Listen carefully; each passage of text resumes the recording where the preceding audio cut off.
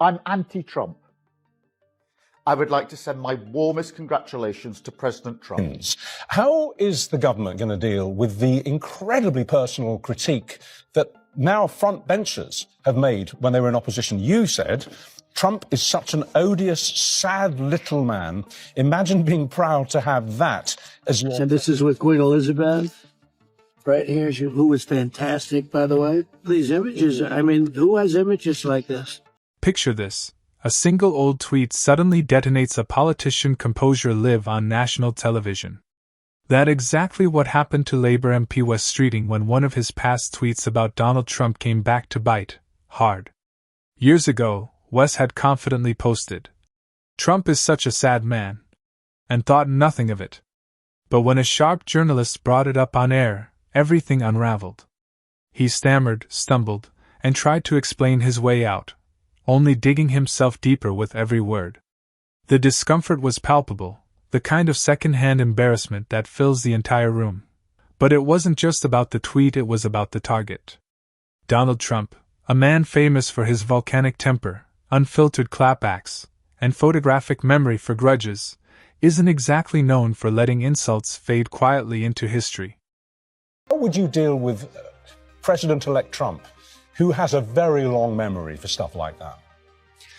Well, two things. Firstly, the Prime Minister, the Foreign Secretary have been working hard to build a relationship with President Trump and his team, so that in the event that he is elected as the next President of the United States, we start with the strong working relationship, which is in our national interest and in the interest of the... This moment wasn't just an embarrassing slip-up for Wes, it was a warning shot for politicians everywhere. One careless tweet, typed in seconds during a late-night scroll, can resurface years later and explode right when you least expect it. As viewers cringed through the exchange, it became clear this wasn't just about Wes or even Trump, it was about the raw power of words in the digital age. How easily they linger in the shadows, waiting for the perfect moment to strike back. And if anyone thought Trump was the type to let insults slide, they were sorely mistaken. Wes Streeting tweet didn't just create an awkward headline, it peeled back the curtain on the already strained relationship between Trump and the Labour Party. When Trump took office, he made his stance unmistakably clear. Not a single Labour MP was invited to his inauguration. This wasn't a petty snub, it was a calculated show of dominance, a message written in bold letters that disrespect would never go unanswered. And while Wes's tweet may have been the spark, it represented something much bigger, the deep, simmering political divide that had been building for years. Start with the strong working relationship. Oh, Wes Streeting, what have you done? What have you done, son? That face of many others as well in that Labour Party. Oh, shit. Because guess what? He's coming for you, Wes, and he's coming for your crew. David Lammy, Keir Starmer. Labour leader Keir Starmer went so far as to call Trump dangerous, even declaring he wouldn't invite him to dinner, a remark dripping with moral superiority. But Trump, ever the showman and never one to take criticism quietly, took it personally. For him, insults weren't just political, they were attacks on his authority and image. On his very first day in office, Trump made his point loud and clear. He signed an emergency order to shut the borders, one of his most controversial yet defining campaign promises. To Trump, it wasn't just policy, it was theater. A declaration of dominance, power, and control played out on the world stage. Meanwhile, across the Atlantic, the UK was still drowning in border bureaucracy and debate, a glaring contrast in leadership styles. Trump didn't just ignore the Labour MPs, he drew a bold, unmistakable line in the sand.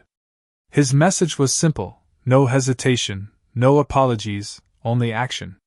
The real question was how Keir Starmer, a man defined by caution and calculation, would respond to Trump's unapologetically aggressive, results-driven brand of leadership. For dinner, but don't underestimate the danger to the world if Trump is re-elected this time around. I'm anti-Trump. I would like to send my warmest congratulations to President Trump on his inauguration as the 47th President of the United States. Starmer had publicly branded Trump as dangerous, a label meant to chip away at his credibility. But while Starmer was talking, Trump was acting, showing the world what decisive leadership looked like, for better or worse. As Starmer cautiously debated how to tackle the UK immigration crisis, Trump was already enforcing his vision with rapid, visible results. The contrast couldn't have been clearer. While Trump tightened borders and executed sweeping measures, migrant boats kept landing on UK shores, straining local systems and fueling public frustration. The tension between the two leaders went far beyond rhetoric. It was a clash of philosophies. Starmer's careful, committee-driven approach stood in sharp contrast to Trump's aggressive, impact-first style. Where Trump thrived on speed, spectacle, and results, Starmer often seemed trapped in hesitation and endless calculation. The divide between them became impossible to ignore.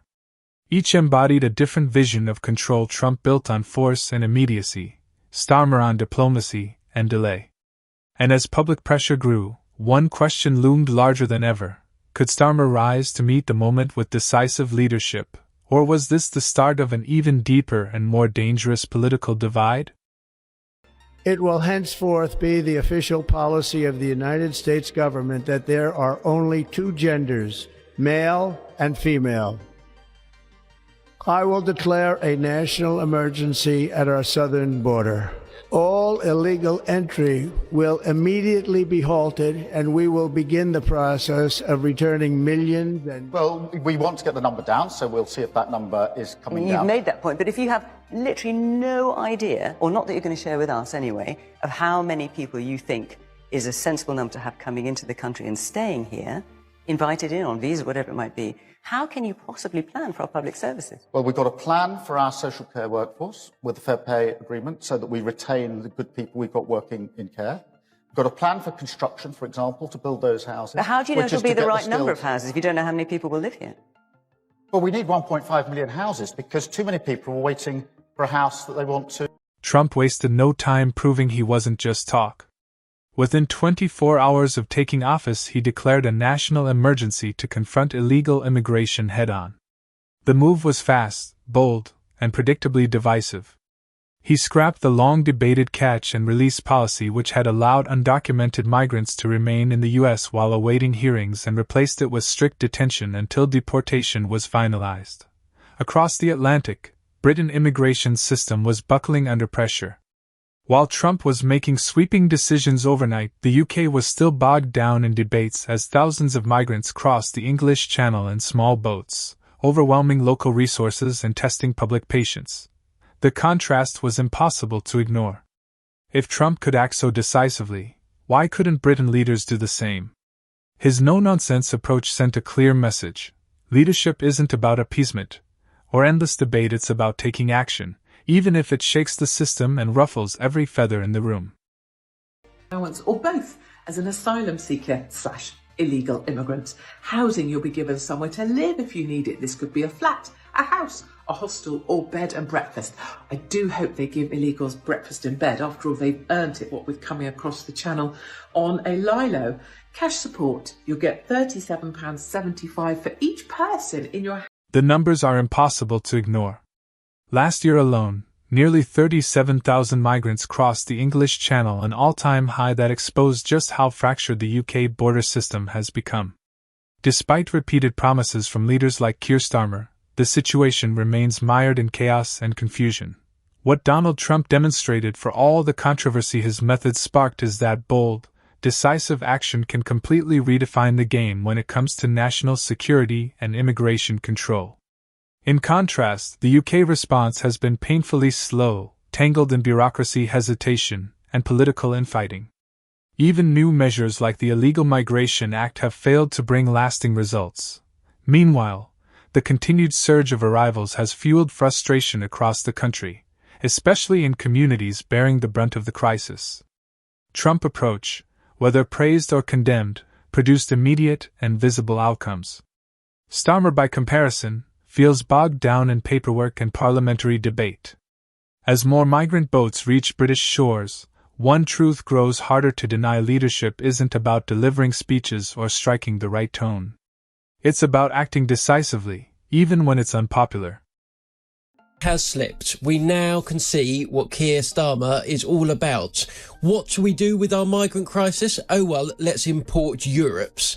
You know, it's been really hard for us to stop migrants getting all the way to the UK. So what are we going to do? We're going to say, oh, no, you don't need to get to the UK. You don't need to cross Europe. You don't need to cross the Channel. Just get yourself to Italy. Just get yourself to Greece. We'll hop you on a plane. And, you know, we're struggling with 40,000. We've filled up literally every hotel in the country. That's all right. Keir Starmer is facing mounting criticism as frustration grows over his hesitant and indecisive handling of the immigration crisis. Many argue that his reluctance to take bold, definitive action has only deepened the chaos, exposing just how fragile and overstretched the UK's border system has become. With pressure building from the media, the public, and even within his own party, one question now dominates the conversation. Will Starmer finally take control, or will his indecision keep Britain trapped in a cycle of crisis and confusion? By contrast, Donald Trump's leadership style, divisive as it may be, leaves no room for hesitation. He acts swiftly, boldly, and without apology. His rapid moves on border control, though controversial, sent a powerful message. Real leadership means making tough calls, even when they come with backlash. Trump understood that taking action carries risk, but inaction leads to collapse. Starmer's cautious, reactive approach paints a far different picture. He talks about reform and long-term solutions, yet his actions rarely reflect the urgency of the situation. The result? A worsening crisis and a nation still waiting for a leader willing to lead. Brexit in a minute, but let's kick things off, shall we, with undocumented migrants, because this is my favourite clip of the weekend. This is from Dame Angela Eagle. I'm not quite sure what the point of her is, but have a look at this.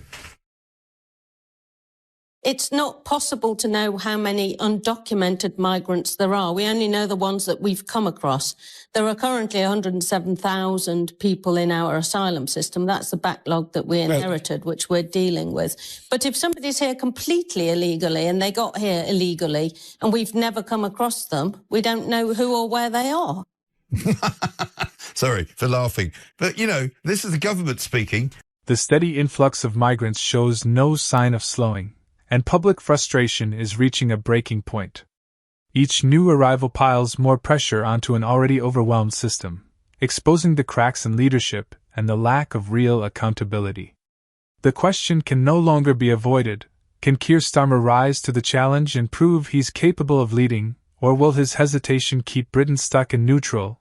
Donald Trump's approach, however divisive, underscores a difficult truth for the UK. Real change requires courage, conviction, and the willingness to make tough, unpopular decisions.